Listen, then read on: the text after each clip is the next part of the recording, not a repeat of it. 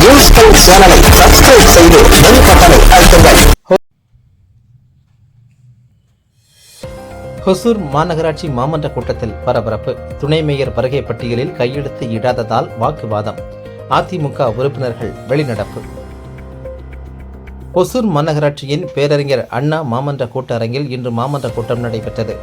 இக்கூட்டத்திற்கு மாநகர மேயர் சத்யா தலைமை வகித்தார்.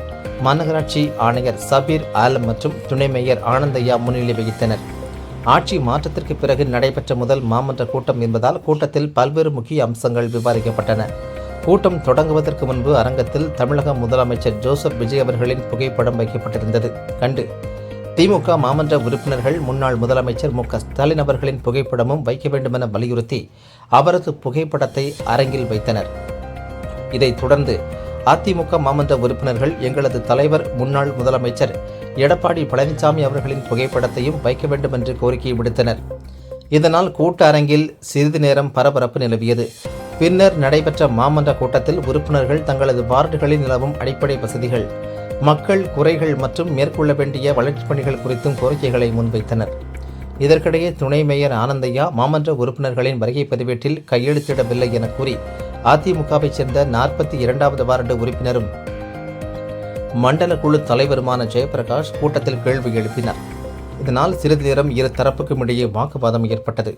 கூட்டத்தை வெளிநடப்பு செய்துவிட்டு செய்தியாளர்களை சந்தித்து பேட்டியளித்த அவர், மாமன்ற உறுப்பினர் ஜெயபிரகாஷ் எங்கள் வார்டுகளில் மக்கள் தேவைகள் மற்றும் அடிப்படை வசதிகள் குறித்து மாமன்றத்தில் கோரிக்கை வைத்ததாகவும், சில கோரிக்கைகள் நிறைவேற்றப்பட்டாலும் முந்தைய காலங்களில் ஆளுங்கட்சி உறுப்பினர்கள் உள்ள பகுதிகளுக்கு மட்டும் முன்னுரிமை அளிக்கப்பட்டதாக குற்றம் சாட்டினார். இனிமேல் அனைத்து வார்டுகளுக்கும் பாரபட்சமின்றி பணிகள் மேற்கொள்ளப்படும் என அதிகாரிகள் உறுதியளித்ததாக தெரிவித்தார். மேலும் மாநகராட்சி அலுவலகத்தில் முன்னாள் முதலமைச்சர் எடப்பாடி கே பழனிசாமியின் புகைப்படமும் வைக்க வேண்டுமென வலியுறுத்தியதாகவும் அதற்கு உரிய பதில் கிடைத்ததாகவும் கூறினார்.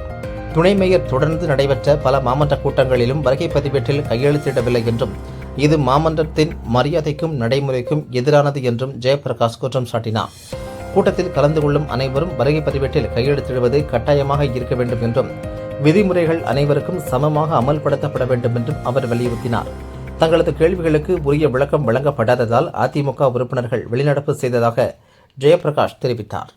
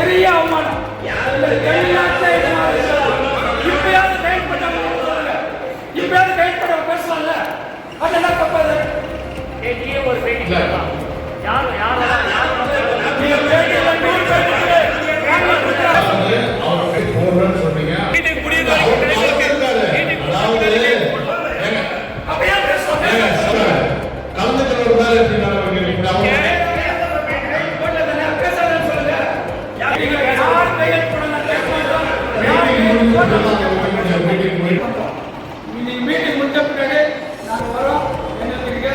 எங்கள் முன்னாள் முதலமைச்சர் எடப்பாடி அண்ணனுடைய போட்டோவை காட்சி கொடுத்தேன். எதை பற்றி பேச மாட்டோம். ஆனால் இந்த மாமன்றத்திற்கு செய்த துரோகத்தை கண்டித்து, துணை மேயர்கள் கையெழுத்து 17 கையெழுத்து போட துரோகத்தை கண்டித்து நாங்கள் வெளியெடுப்பு செய்கிறோம்.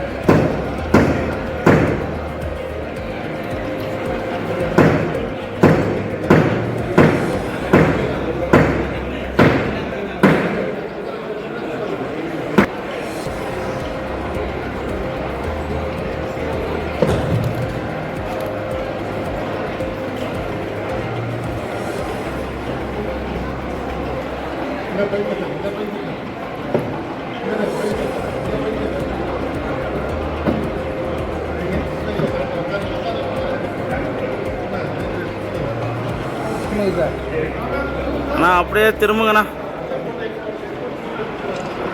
அண்ணா எடப்பாடியா ஓட்ட தெரியாது, அண்ணா எடப்பாடியா ஓட்ட தெரியாது.